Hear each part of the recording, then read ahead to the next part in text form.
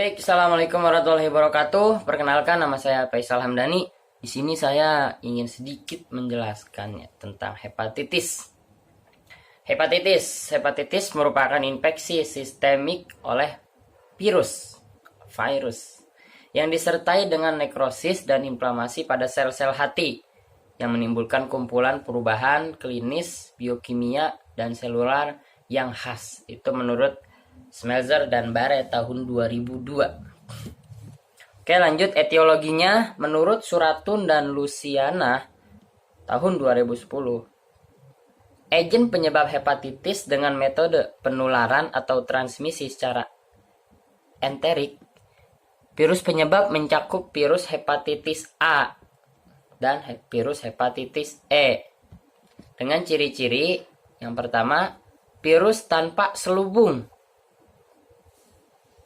Yang kedua, tahap menghadap cairan empedu. Yang ketiga, ditemukan di dalam tinja. Yang keempat, tidak dihubungkan dengan penyakit hati kronik. Kelima, terjadi atau tidak terjadinya viremia yang berkepanjangan atau kondisi karir intestinal.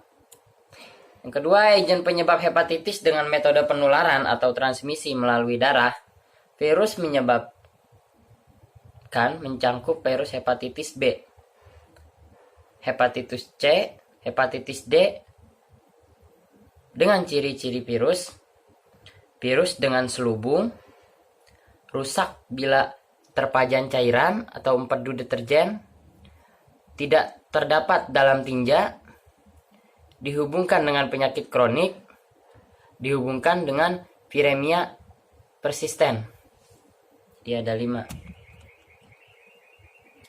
Lalu virus lain yang dapat menyebabkan hepatitis antara lain virus gondongan, mumps, lalu virus rubella, lalu virus cytomegalovirus, dan virus herpes.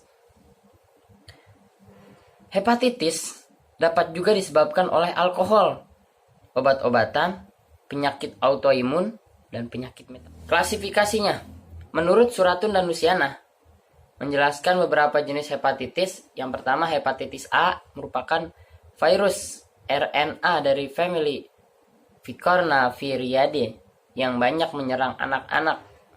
Jadi penyakit yang banyak menyerang anak-anak pada hepatitis adalah penyakit hepatitis A.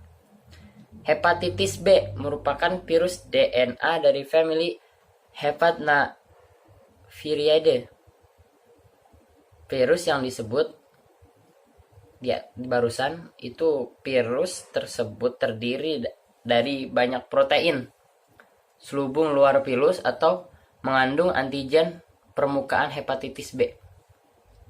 Lalu yang ketiga, hepatitis C disebabkan oleh virus hepatitis yang masuk ke dalam hati. Jadi virus hepatitis C ini masuk ke dalam hati dan bereplikasi atau memperbanyak diri dengan menggunakan material yang terdapat dalam sel dan menginfeksi banyak sel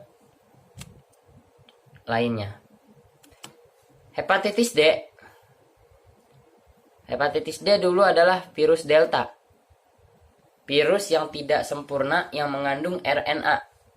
Agar infeksi dan replikasi virus dapat terjadi, diperlukan adanya HBV. Lalu virus hepatitis E. Virus hepatitis E ditularkan melalui makanan dan minuman yang berkontaminasi, transmisi dari orang ke orang yang kurang lazim, tidak seperti hepatitis A. Jadi virus hepatitis A ini sangat berbeda dengan virus hepatitis A. Manifestasi klinis, yang pertama, fase inkubasinya merupakan waktu atau periode antara masuknya virus sampai timbulnya gejala atau keluhan. Lalu fase prodromal atau pra-inkerik. Fase atau periode ini antara munculnya gejala atau keluhan sampai timbulnya ikterus. Ditandai dengan malaise umum, mialgia, atralgia, mudah lelah, gejala infeksi saluran napas, anoreksia, mual, muntah, diare, konstipasi, demam, dan lainnya. Nyeri ringan khususnya pada abdomen bagian kanan atas. Lalu fase enterik. Fase ini muncul setelah 5-10 hari, tetapi dapat juga muncul bersamaan dengan munculnya gejala.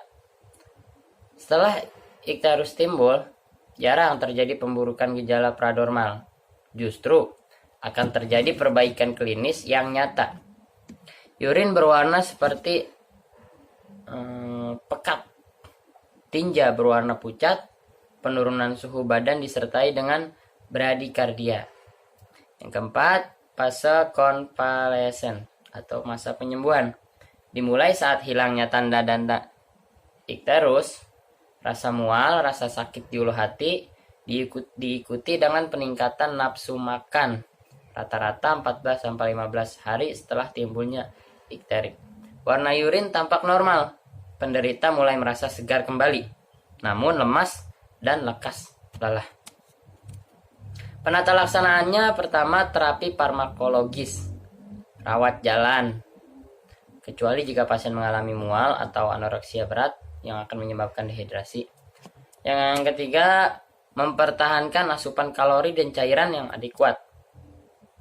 Keempat, aktivitas fisik yang berlebihan dan berkepanjangan harus dihindari.